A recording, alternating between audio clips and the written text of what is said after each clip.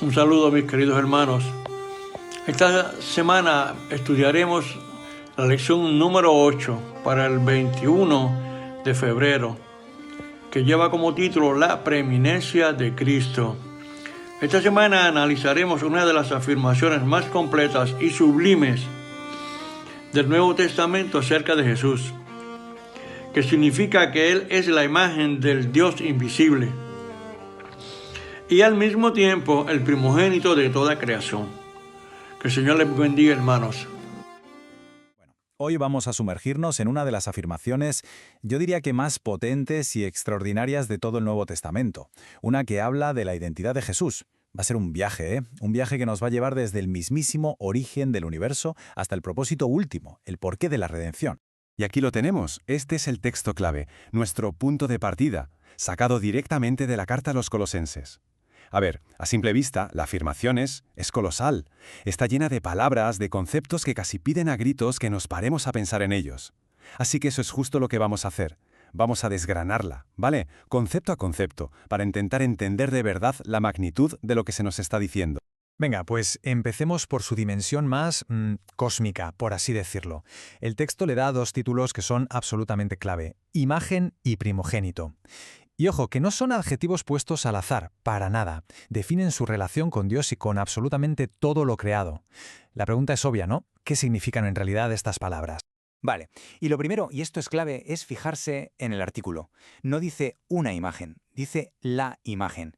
Y la diferencia es que es un mundo. No estamos hablando de una foto, de un retrato. Eso es una simple representación. No. El texto va mucho, mucho más allá. Es algo mucho más radical. De hecho, el propio Jesús lo dice en el Evangelio de Juan: quien me ha visto a mí, ha visto al Padre. Es que no hay otra forma de decirlo. Él es la manifestación perfecta, visible, de un Dios que por definición es invisible. Es como si dijéramos la huella exacta de su ser.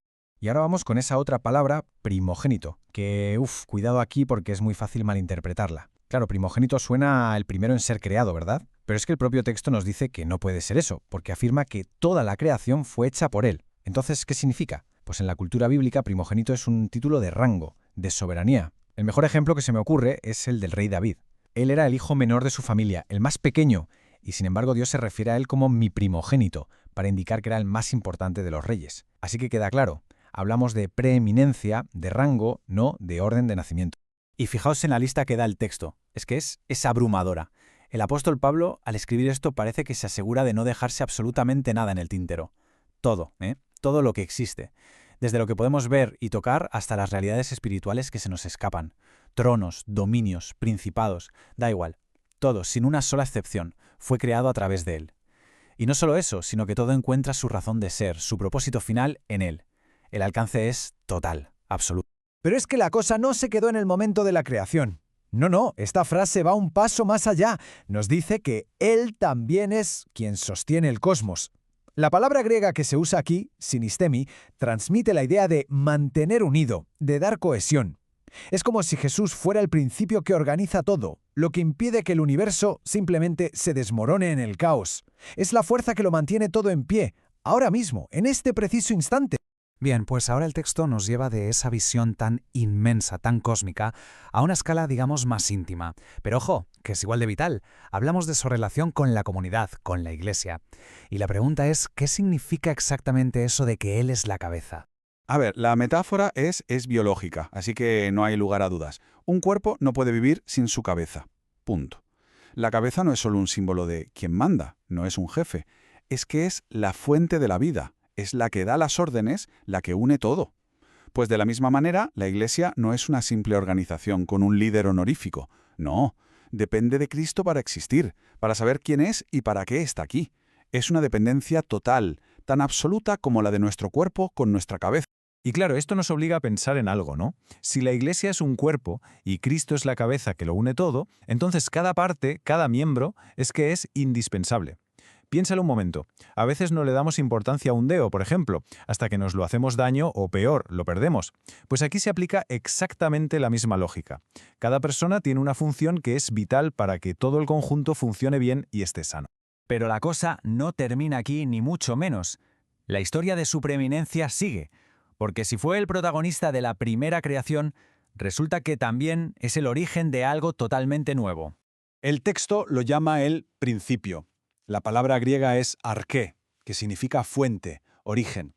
Y sí, es el punto de partida de la Iglesia, claro. Pero el significado es todavía más profundo. Es que con su resurrección, Él da el pistoletazo de salida a una nueva creación, una humanidad completamente renovada, que ya ha vencido a la muerte. Él es, por así decirlo, el prototipo, el modelo a seguir de esta nueva humanidad. Y fijaos, aquí vuelve a aparecer la palabra primogénito, pero en un contexto distinto, primogénito de entre los muertos. Y como ya hemos visto, esto no significa que fuera el primero en resucitar cronológicamente. Significa que su resurrección es la más importante, la que tiene el rango supremo.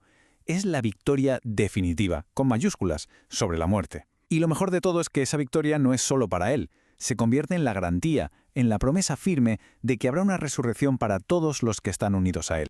Vale, vamos a hacer una pequeña pausa para recapitular, porque es mucho. Fijaos cómo se ha ido construyendo todo el argumento, como si fueran pilares, uno encima del otro. Primero, es la manifestación de Dios. Luego, el creador de todo. Después, el que lo sostiene todo. También, la cabeza de la Iglesia, el que inicia la nueva creación. Y finalmente, el que vence al pecado y a la muerte. ¿Veis? Cada punto refuerza al anterior, construyendo una imagen de supremacía, pues eso, absoluta. Y ahora, con todo esto sobre la mesa, llegamos al punto culminante. La gran pregunta es, ¿y todo esto para qué? ¿Cuál es el propósito de toda esta supremacía? Pues el texto nos da la respuesta en una sola palabra: reconciliación. La idea central es esta. El plan de Dios era que toda su plenitud, es decir, la totalidad de lo que Él es, su poder, su ser, que todo eso habitara en Jesús. ¿Y con qué objetivo? Pues con el de reparar la enorme fractura que el pecado había causado en el universo, para reconciliar, para volver a unir con Dios todas las cosas. Y cuando dice todas, son todas, las de la tierra y las del cielo.